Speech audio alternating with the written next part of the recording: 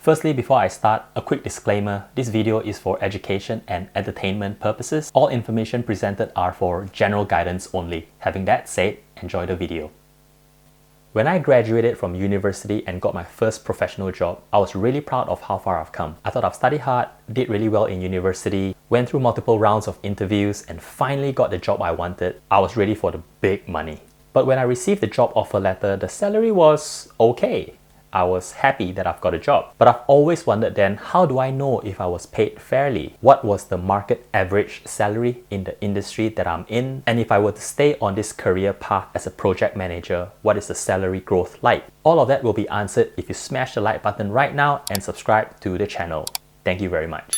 Now that I've been in the industry for the past 17 years, I thought it would be interesting to do a video on a typical project manager's salary who is based in metropolitan offices in major cities. As I mentioned in my previous video on how to get started in project management, there are roles for project managers in different sectors of the industry. But what I found was that the salary range are generally quite similar depending on the level of experience you are in. However, generally speaking, in most cases, there is a difference between public sector and a large private organization, where a large private organization have more capacity, flexibility, and drive to pay a little bit more to attract the right candidate and to attract the right talent. So as a benchmark, let's start with the public sector. And the reason I say benchmark is because public sector typically conducts quite an extensive market research to make sure that they are compensating their employees or their staff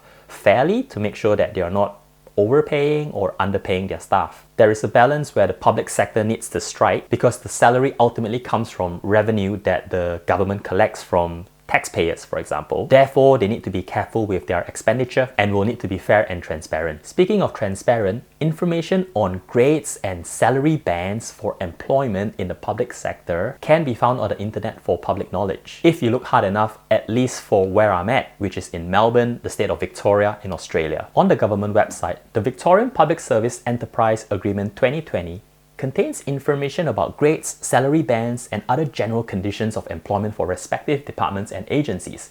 Job grades are determined based on the work requirements and responsibility level of the job. The assignment of a job grade will consider things like level of decision-making, communication, knowledge, management responsibilities, and proficiency required to perform the job. The number of grades and the content of grade descriptors will vary depending on the public sector organization and its applicable enterprise agreement. As an example, the Victorian Public Service Enterprise Agreement 2020, mentioned above, contains a structure of grades 1 to 7 along with detailed descriptors of each. Based on the grade of a job, a salary band is applied. The salary band will reflect the level of skill and proficiency required for the job. Here is a summary table of what a project manager who works in the public sector can make. Note these are total salary package, which includes base salary and superannuation contributions in Australian dollars. Grade 1 are typically student, trainee, cadetship who are still going through education and in the process of getting their qualifications.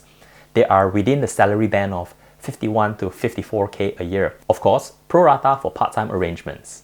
Grade 2 to 3 are typically graduates right after their education who typically spends their first 3 to 4 years in the organization within this category. The speed of progression really depends on their capabilities and performance. They are within the salary band of 56 to 89k. Grade 4 are the assistant project managers or project coordinators or project officers. This is where the real responsibility starts, where the day-to-day role is more involved, and a grade 4 would really require a committed and dedicated individual who can do most of the heavy lifting of the day-to-day project management task. They are within the salary band of 89 to 103k a year. Grade 5 to 6 are the project managers. Once you have paid your dues as an assistant, coordinator, or an officer, you then claim the title of the project manager, where you take the lead on projects, where you are the ultimate person in charge. They are within the salary band of 105 to 173k a year. As you gain more experience and able to mentor young project managers and able to take more complex projects, you are now a grade 7, which is a senior project manager.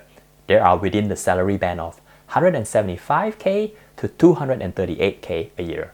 Now, the next level up are senior executive roles, what they call SES 1 to 3.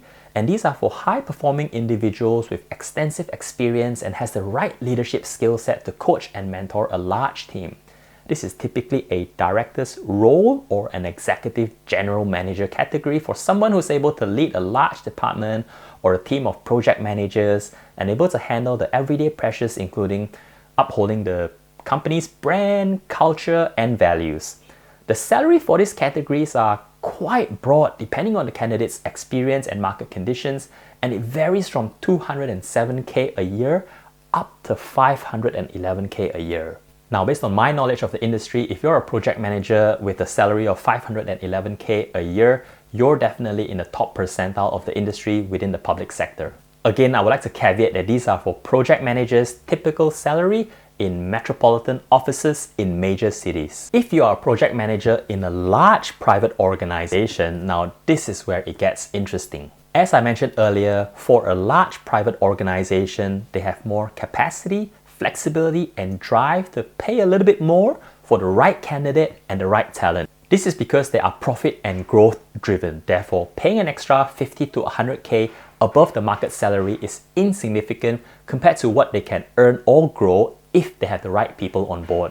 Generally speaking, in most cases, a large private organization has got the capacity to pay approximately 10 to 20% more than the market rate if they want to find the right candidate who has the right talent at the right time if they wanted to. On top of that, for a large private organization, particularly with project managers, some may have a profit sharing arrangement. Right? If the project manager completes the project on time, keeping the client happy to a high quality, and if they are achieving the profit targets that they've agreed to, the company may agree to share a portion of the profits with the project manager. I think regardless of the industry you are in, you want to be doing your own research and due diligence to make sure that you're appropriately paid by your employer. I think it's fair to say that everybody wants to be paid appropriately for their talent, commitment, and time. If you ever feel that you are not satisfied with your current salary, do your homework, present your findings to your boss, and have a conversation. I hope you've learned something new today. I've enjoyed making this video for you. Please leave a comment to let me know what you think. Let me know if there are any particular topics that you would like me to have a deeper dive on. Until then, signing off for now.